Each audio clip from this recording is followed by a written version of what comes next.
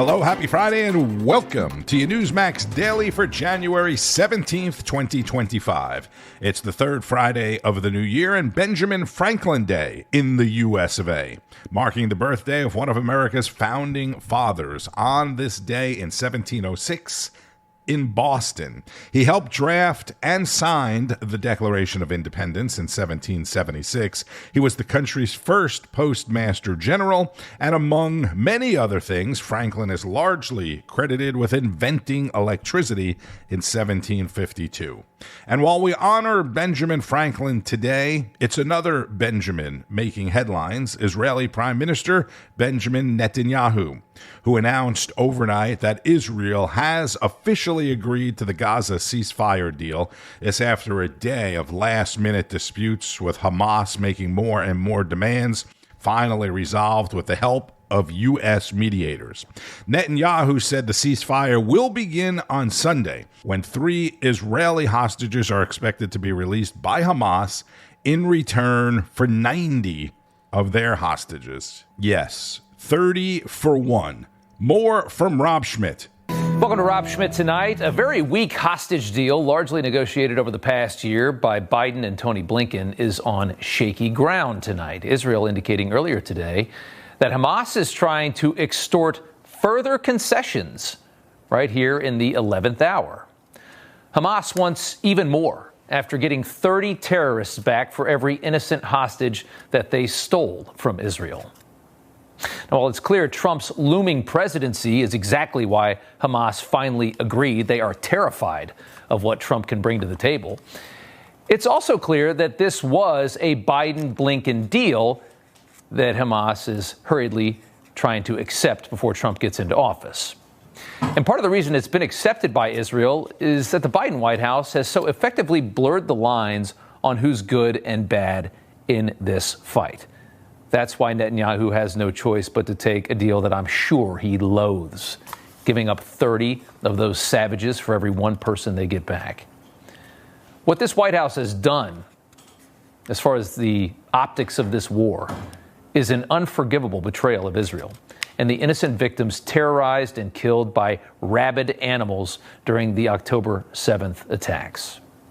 Last night, Joe Biden got on TV and bragged about this deal, a deal that only the leaders of Hamas should be proud of. A hostage deal has been reached by Israel and Hamas, the elements of which I laid out in great detail in May of this year. This plan was developed and negotiated by my team and will be largely implemented by the incoming administration. That's why I told my team to keep the incoming administration fully informed, because that's how it should be. What nobody can figure out is why exactly it took so long to make a deal in the first place when the West is just giving everything away. How did it take 400 days to get Hamas to agree to this?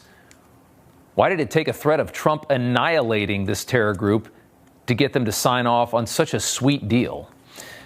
And the reason might be that Hamas has been spoiled by a strangely sympathetic faction in the West, the liberal elites and the media that represents them. Think about how this has all been reported on, especially for the last 6 months. You hear a lot about Gaza, don't you? Here's MSNBC casually reporting death toll numbers inside Gaza that were provided by Hamas. NBC News claiming that 46,000 people have been killed, and of course they were all innocent, right? That number could be off by 30,000, inflated by 30,000, could be inflated by 40,000. Nobody would be surprised at all. These are the numbers given by Hamas, and they're reported as fact by NBC News. This is just an example of what we've seen for the past year. For a year now, we've seen an outpouring of sympathy for the innocent inside Gaza, hoping that we forget that Hamas is elected in Gaza. Polls show most of the people inside Gaza have no problem with Hamas, and most of the people in Gaza would enjoy watching Israel and the United States completely destroyed. That is Rob Schmitt, and I'll give you some more context in case you haven't been paying that close of attention. The organization that has been providing the updates from Gaza and reporting the number of people allegedly killed there is inconspicuously called the Gaza Health Ministry. But as Rob said, it's run by Hamas, because everything in Gaza is run by Hamas, because the Palestinians voted for Hamas, which is why every time it came up on this podcast, I said the ministry is run by Hamas, or the numbers come from Hamas, so we don't know how accurate they actually are. A lot of other news reporters and some news agencies did the same thing. Some, however, just made you think it was completely accurate and factual because they wanted you to think Israel is killing everyone, right? Yes, without a doubt, a lot of innocent people were killed, but that's how the whole war started to begin with, right? I know it's a day old now, but Rob had one more thing on Joe Biden's farewell address that I wanted to share with you. Last night's Biden farewell speech was a perfect end to a terrible presidency. Rife with hypocrisy was the speech. Maybe the best moment, with Hunter Biden standing in the room, was Joe Biden lambasting the rich again, and again demanding that they pay whatever the hell it is their fair share. We must reform the tax code, not by giving the biggest tax cuts to billionaires, but by making them begin to pay their fair share. The man literally just pardoned his son for stealing millions of dollars from the IRS. Undoubtedly, a chunk of that money, those untaxed dollars, those corrupt untaxed dollars, unquestionably were fed to Joe Biden at some point. He's probably enjoying them in his retirement. The audacity to scold the well-off as many times as he has, and then pardon your son for tax evasion of millions of corrupt dollars that you helped him make. Can you imagine? Yet MSNBC is still talking about how great the speech was and what a legacy Joe Biden is leaving behind. Yesterday, I read somewhere how Morning Schmo had to go to an unscheduled commercial break because Joe got into a heated argument with a guest because Joe is still saying that Biden is mentally fit and, could have held another term, and that he was fine when Scarborough met with him. And the guest was debating that. It got heated and they had to take a commercial break. The White House this morning released a statement saying President Biden commuted the sentences of nearly 2,500 people convicted of nonviolent drug offenses who are serving disproportionately long sentences compared to the sentences they would receive under today's current laws. I'm reading verbatim from the statement. With this action, I have now issued more individual pardons and commutations than any other president in history. That's President Biden. Another section of the statement said today's clemency action provides relief for individuals who received lengthy sentences based on discredited distinctions between crack and powder cocaine. And if there's anything I know, it's the difference between crack and powder cocaine. Okay, he didn't really say that part. Yesterday, I told you that Joe was going to the Department of Defense for the official Commander-in-Chief send-off, and outgoing Attorney General Merrick Garland delivered his last address to the Department of Justice, the DOJ. Now, keep in mind, this is a day after Pam Bondi's hearing on Capitol Hill to become the Attorney General, right? Think about how the Democrats questioned her and what they questioned her on, and listen to what Merrick Garland had to say. You brought to justice those who kicked, punched, beat, and tased law enforcement officers who were protecting the Capitol that day. And you pursued accountability for that attack on our democracy wherever it led, guided only by your commitment to following the facts and the law. Again, the hypocrisy is unbelievable. President Biden has also opted out of enforcing the U.S. ban on TikTok, which was supposed to go into effect on Sunday. Now he's leaving it up to Donald Trump. Trump and Biden both initially were in favor of banning TikTok a while back. Now Trump is in favor of saving it, or at least extending the ban, get a closer look at things. The CEO of TikTok is one of the many tech giants that will be attending Donald Trump's inauguration on Monday.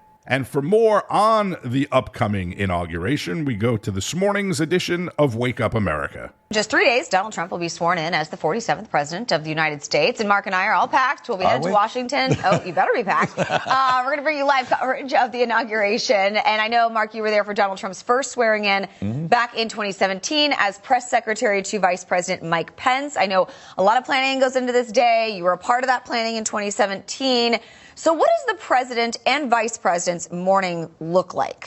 So it's really one of chaos because you're going to wake up in the morning as a private citizen and you're going to go to bed at night as the vice president and president of the United States. And all of your belongings are moved in a 5-hour period. So they've already moved them out of their normal traditional homes, but it's all waiting in a van.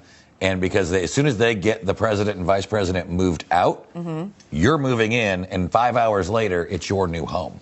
Wow. Very bizarre. So about what time does their day start? Is this a very long day, inauguration day? It's an enormously long day. Yeah. You start it depends. You start around 8 a.m. officially with the wake up. Then you go to the church service at St. John's, which is across the street from the White House. Then you go to the White House to meet with the president and the vice president. You exchange gifts there, have tea.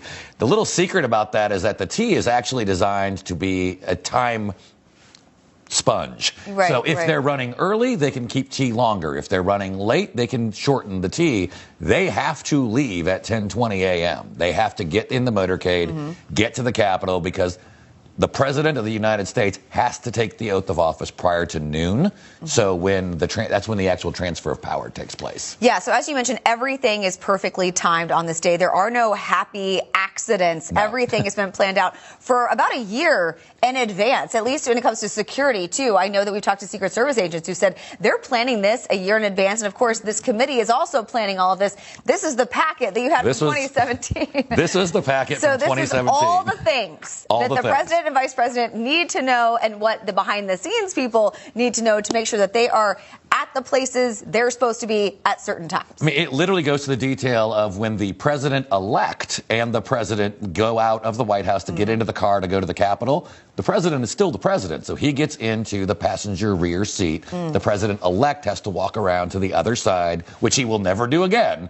He gets on in the other side, on the left behind the driver, to go to the Capitol. Of course, when they leave, he's back in the rear passenger because he's now the president. And it goes moment by moment. There's even instructions in here of how to salute. I mean, because if they've never done it before, this is, a first time for everything. So a lot of firsts will be happening, obviously, on Monday as well. And then you have the motorcade that we all watch on television. Hundreds of cars are part of this motorcade. So I know you were in one of the cars following along in this motorcade. It's not too long, right? But what kind of conversations do you think are happening, especially in the car with the president-elect and the president? Well, there's probably not a lot of conversation going on at that point. But, you're really taken in by all the pageantry. You see the people lined up for the parade. You see the people who are lined up or working their way to go into the National Mall. And so you see the Capitol with the flags draping it out there. And so it's really, you're taking that moment in. But you also know in the back of your brain that when you take the car back, you're going to be in the inaugural parade. You're going to the White House for the first time. You saw the picture. I was standing outside the White House. I'd never been in the actual White House. I'd been in the offices and things like that. But when you come back, you're going into that building for the first time in just a few hours. And you don't know what you don't know. Mark Lauder is co-host of Wake Up America with Charla McBride and was Vice President Pence's press secretary, as Charla said back at the beginning. Donald Trump obviously knows how this goes, right? And knows the White House, having been president before and having lived there before. This will be all new and surreal to Senator Vance as he becomes Vice President Vance, and his wife and their children move in to the vice presidential residency. The question I have is when Barron Trump comes home from college for, spring break, the summer, whatever, will he go to the White House? He'll go home to the White House. Will he go to Florida? Will he stay in New York? That will be interesting.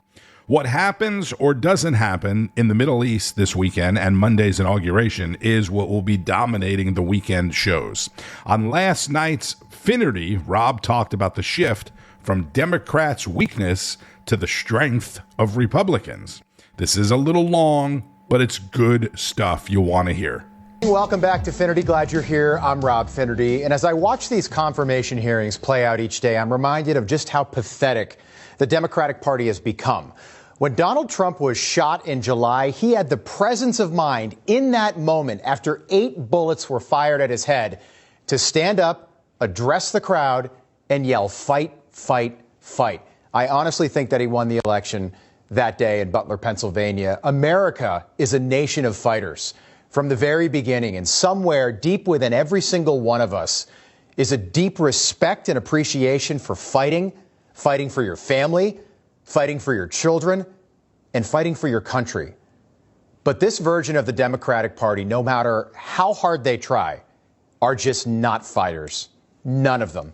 And as I've watched the confirmation hearings, I'm reminded of that fact every single day. On Monday, nobody touched Pete Hegseth. He did fine. It was embarrassing to watch.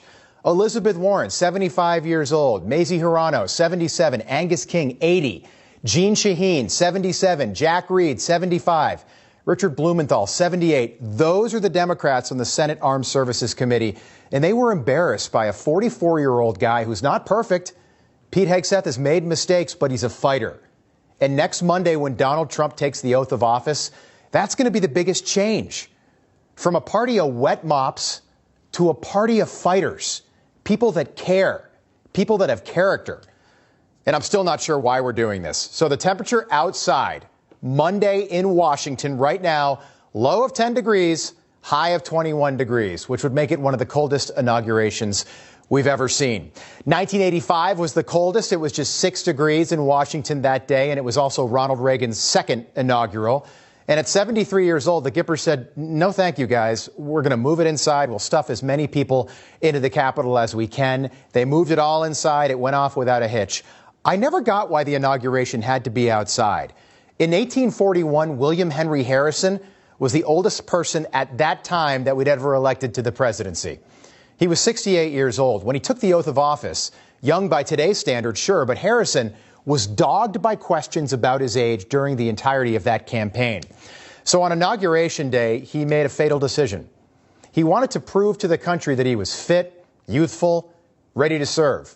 And he delivered the longest inaugural address in American history, just over 2 hours in 25-degree temperatures. It did not work out for Harrison. He died 31 days later after getting the flu on Inauguration Day. It was the same thing with John F. Kennedy in 1960. He refused to wear a hat or a coat in 20-degree weather when he delivered these famous words. And so, my fellow Americans, ask not what your country can do for you, ask what you can do for your country. Ask not what America will do for you, but what together we can do for the freedom of man. Early days right there of color television, and you can see his breath. You can see how cold it is. Temperatures, again, Monday, right around 16 degrees when Donald Trump takes the oath of office. I'm hearing that Trump will have a coat on. I also do not expect his inaugural to be 2 hours long. But something's happening right now, and the energy swirling around Donald Trump and this new administration of fighters is something that we didn't see in 2016. It honestly reminds me of Kennedy in The New Frontier. 8 years ago, the media laughed at Donald Trump, but they're not laughing anymore. Country star Carrie Underwood announced this week that she will sing America the Beautiful at a Trump inaugural event on Sunday. Kid Rock will also be performing. The Village People are going to sing YMCA, and the media just can't stand it. She says, "I love our country." How do you love your country and support and normalize somebody who was a convicted felon who really wants to destroy the country, in my opinion? I don't understand how you say you love your country at the same time as you normalize this convicted felon, which I can say now every day. Carrie Underwood says it's time to bring the country together. And you might remember these headlines from 8 years ago. Musician after musician, star after star, turning down Donald Trump, refusing to be a part of the 2016 inauguration.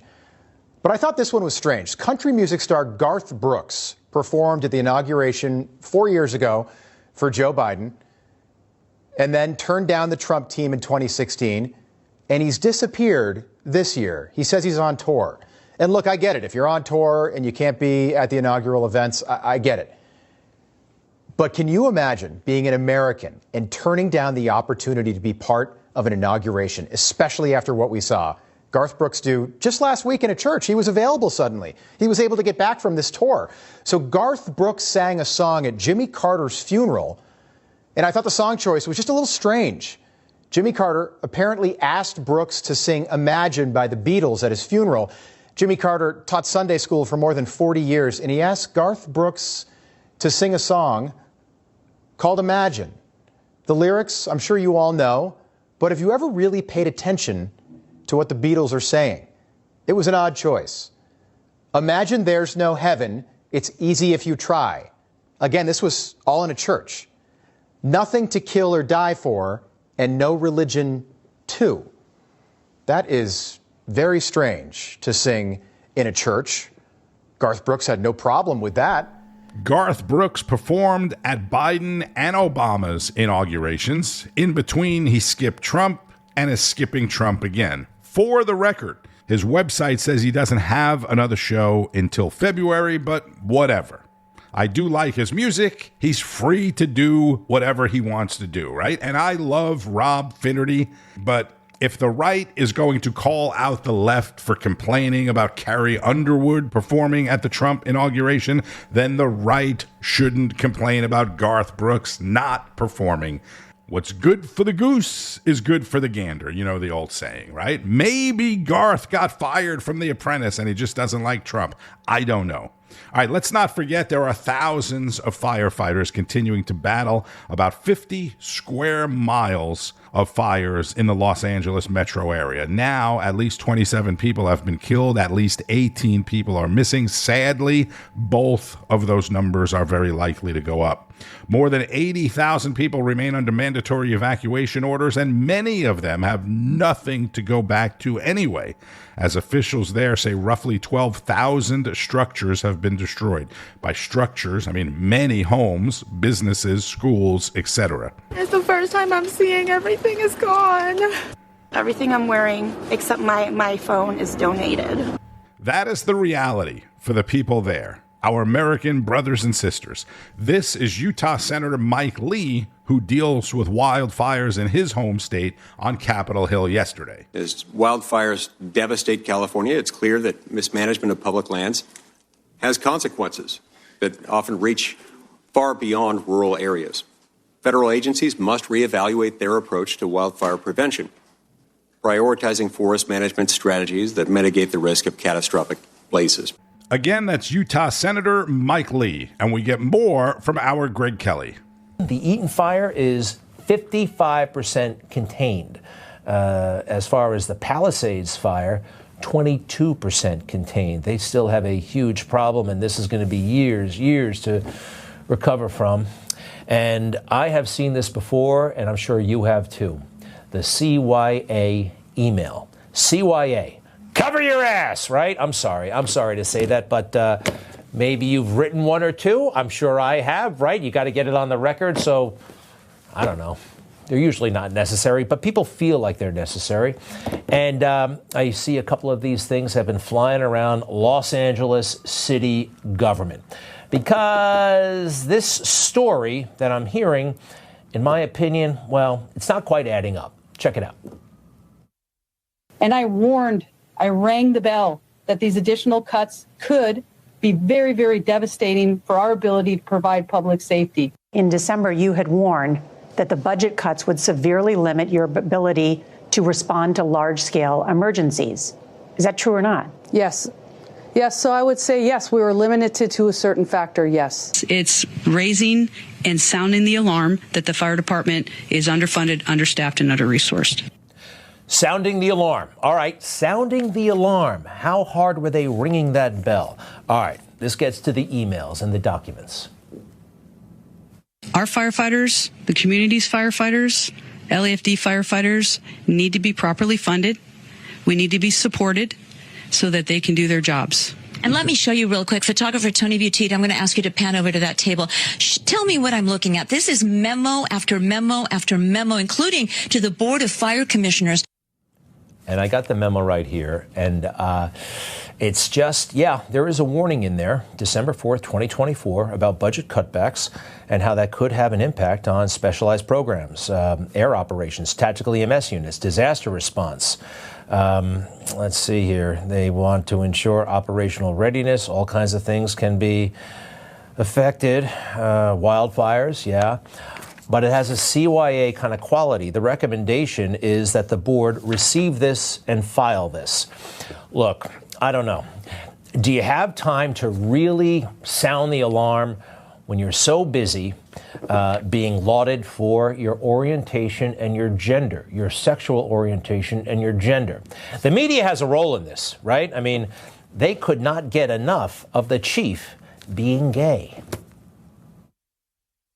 Let's go to the community grand marshal, Kristen Crowley, the LA fire chief, and she right there is with Sophie Flay. Hey, Sophie. Hey, guys. Check out my new ride. But more importantly, I'm with the community grand marshal, the first openly gay person to lead the LAFD and the first woman. How does it feel to be the community grand marshal? It is an absolute honor. Look at this amazing community coming out, and I have the honor to represent the LAFD, but also this beautiful community that is here supporting one another, and this is such an amazing day. Can you talk a little bit about, you are always known for saying, if you can see it, you can be it. What does that mean to you? It just means you have to be visible, and it really, really helps when you see people doing something that you never, ever imagined in your life that you could do. So that's what it's all about. If you can see it, you can be it. If she can see it, she can see it and be it, and it's all the way across the gamut when it comes to our community. Did you ever imagine you would be the community grand marshal here at the LA Pride Parade? Not in a million years. So when I got the phone call, I had a big smile in my heart, and this is what it's all about. Look at this. It's an amazing day. It is amazing. Well, thank you so much. You've earned it. We'll send it back to you guys. Happy Pride. If you're really sounding the alarm, do you waste time like that? Or do you possibly, all right, you go to the parade, right? It's a community event. Happy Pride, everybody. Look, I want to tell you to call the mayor's office because we're facing a crisis, a budget shortfall, and you got to get your city councilors, the commissioners to give us the money that we need, all right? Happy Pride, everybody. If you can see it, you can be it. You can fit the whole thing in, but they don't. She didn't, and that's a problem. The whole thing today, if you can see it, you can believe it. She's not known for that. I think R. Kelly, or if I can see it, I can be it, right? It's just not that deep. It's not original. Now, she did occasionally make the case for more money, but I still don't think it's quite sounding the alarm. Do you? She says the new generation of firefighters work differently. They don't want the overtime shifts. So she needs to hire more people, not only to keep up with retirements, but an ever-growing city. If I could snap my fingers and say, let's go with 4,000, because the reality of where and how we need to allocate our resources, that would be fantastic. Hey, that would be great. We'd so appreciate it. That is not sounding the alarm. You got to use your communications operations. You got legislative people at the department. You got to bring it all to bear to get the money that you need, not write these lame emails that actually is not sent to the mayor. I don't see it. Greg Kelly, host of Greg Kelly Reports, 9 o'clock Eastern. A big benefit concert is coming together now for Los Angeles, including the Dave Matthews Band, Billie Eilish, a native of Los Angeles, Katy Perry, Joni Mitchell, and others. It's scheduled for January 30th at the Kia Forum in Inglewood, and I imagine the list of performers will grow between now and then. Also relating to California, not to the fires, though, President-elect Trump named Hollywood superstars Jon Voight, Mel Gibson, who lost his home, and Sylvester Stallone to serve as special envoys to Hollywood with the goal of reviving the entertainment industry. Writing on Truth Social yesterday, Trump said, "It's my honor to announce Jon Voight, Mel Gibson, and Sylvester Stallone to be special ambassadors to a great but very troubled place, Hollywood, California. They will serve as special envoys to me for the purpose of bringing Hollywood, which has lost much business over the last 4 years to foreign countries, back bigger, better, and stronger than ever." Trump on Truth Social. Yesterday, I ended the Newsmax Daily with a segment featuring Florida Congressman Byron Donalds. You may remember that. And I said he was likely going to be named as Marco Rubio's Senate replacement by Governor DeSantis. And 2 hours later, Governor DeSantis appointed Florida Attorney General Ashley Moody to Rubio's Senate seat. So I was wrong. And congratulations to Ashley Moody. On Wall Street, stock markets opened sharply higher this morning. The NASDAQ was up more than 300 points at the open. If you have plans to shop for a house this weekend, good luck. Mortgage rates topping 7% once again for the first time since May. Things are moving in the wrong direction. After reporting record earnings and seeing its stock rise more than 35% in 2024, Citigroup announced plans to lay off more people. That helped all of that happen, right? Bloomberg Financial News didn't say exactly how many people were going to be let go by Citigroup, but that the cuts were expense goals laid out last year by the CEO. So there you go. Citigroup laying off people. You heard earlier in the week, Meta, Facebook, Zuckerberg laying off people. Be sure to keep up with all of the news and breaking developments today and throughout this busy weekend on Newsmax, N2, and at Newsmax.com. Also, make sure you're streaming on Newsmax Plus. Just go to newsmaxplus.com to get signed up if you are not yet signed up. I'm Tony Marino. Thank you, as always, for checking out the Newsmax Daily. Share it with your friends, families, anybody that you can. All right? Have a fantastic weekend. See you back here for the big day, Monday, Inauguration Day. And keep on fighting the good fight. News breaks every minute, every day. You need the app, the Newsmax app. Find it free on your smartphone store. Then watch us anytime, anywhere. Relentlessly slowing the spread of the stupid every day. It's the Rob Carson Show. Hey, it's Rob Carson. My podcast is about leading-edge commentary and opinion, great guests, and the biggest political comedy in the country. My satire was featured on the Rush Limbaugh program for over a decade, and now it's fresh and new and on my podcast. It's not just another desk-pounding conservative tirade. It's about entertaining, informing, and motivating. Patriotism and hope. You don't need more stress in your life. You need to feel good and, dare I say, even laugh. Subscribe and download at your favorite podcast platform or go to newsmax.com/listen. Information. Truth is freedom. Is Newsmax. It's real news for real people.